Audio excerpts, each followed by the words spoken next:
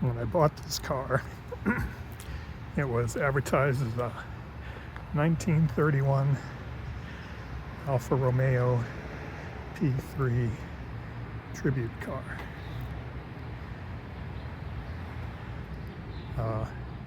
Alfa Romeo P3 was a very successful race car in the early 30s.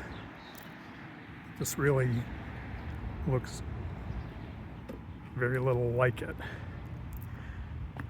It looks kind of like some early 30s, before very early Alfa Romeos. It also looks like maybe a Renault with this shovel nose, and it also looks like a late 20s Maserati. Regardless, to me, it's a Ford.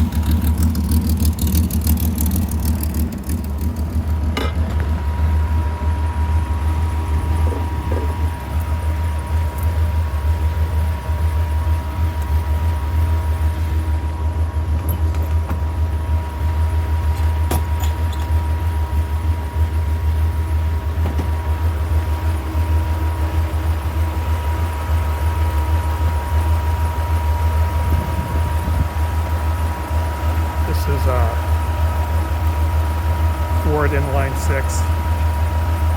was developed for the original engine was developed for a Ford Falcon when it was introduced in 1960.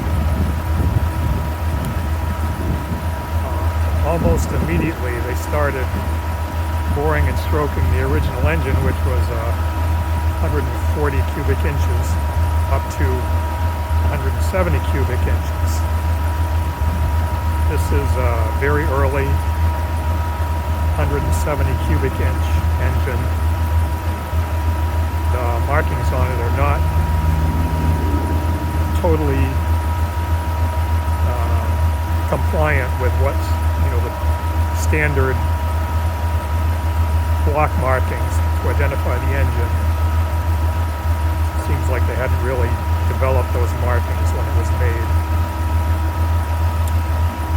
But there's an awful lot in there to tell it's a 1961 170. The air cleaner is probably earlier in the 50s or something. It's an oil bath air cleaner.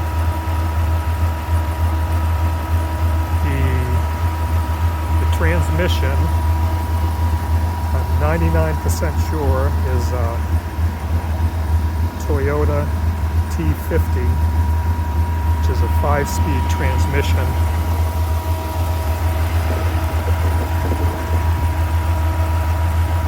And one thing that took me so long to get the car to this point is that I was trying to track down a speedometer takeoff for the transmission because the speedometer and the odometer were not hooked up and didn't work. I finally wound up having to go with a electronic odometer and a GPS sending unit, which is right here.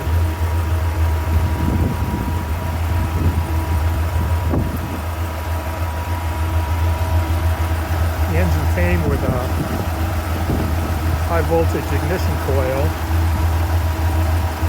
but it was kind of light brown and squarish looking, very odd looking. It worked, but I replaced it with a Pertronix coil and high voltage coil, high voltage wires. The distributor had points in the condenser, and I replaced those with a Pertronix igniter unit.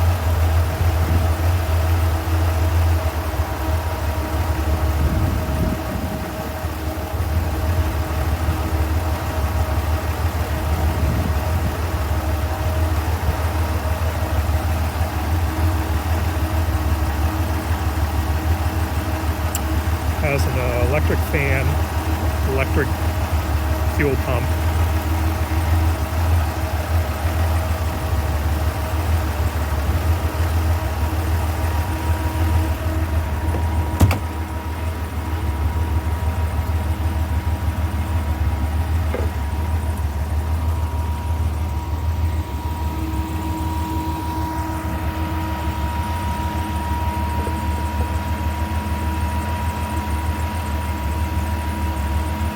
Replaced the windscreens. They came with windscreens, but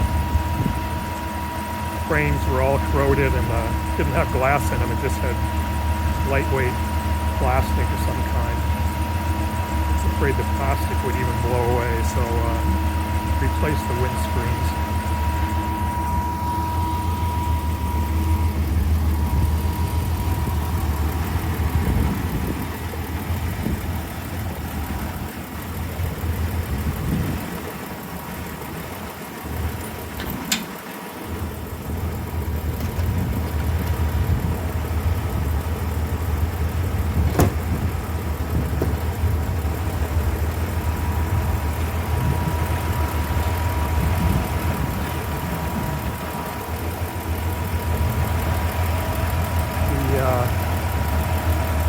Carburetor, after I put the ignition parts in, I thought I was going to be able to go ahead and set the timing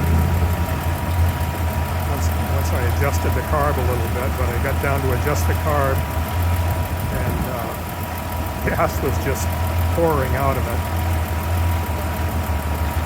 So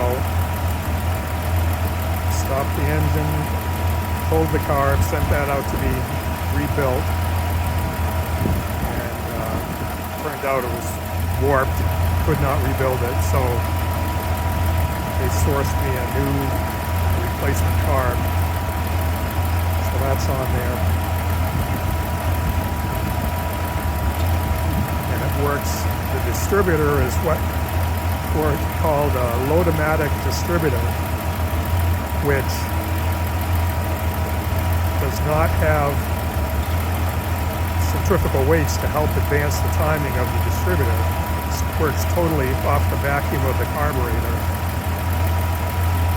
Most people using these engines replace the distributor and the carb,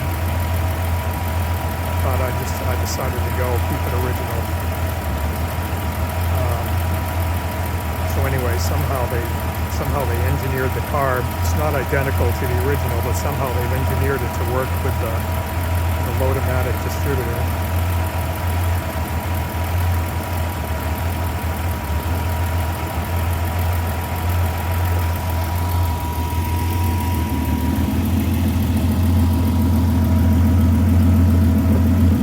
View with the dash. Pretty standard. It's got a decent set of gauges, or a decent selection of gauges. They're Dolphin gauges. So far they seem okay. I don't know much about them one way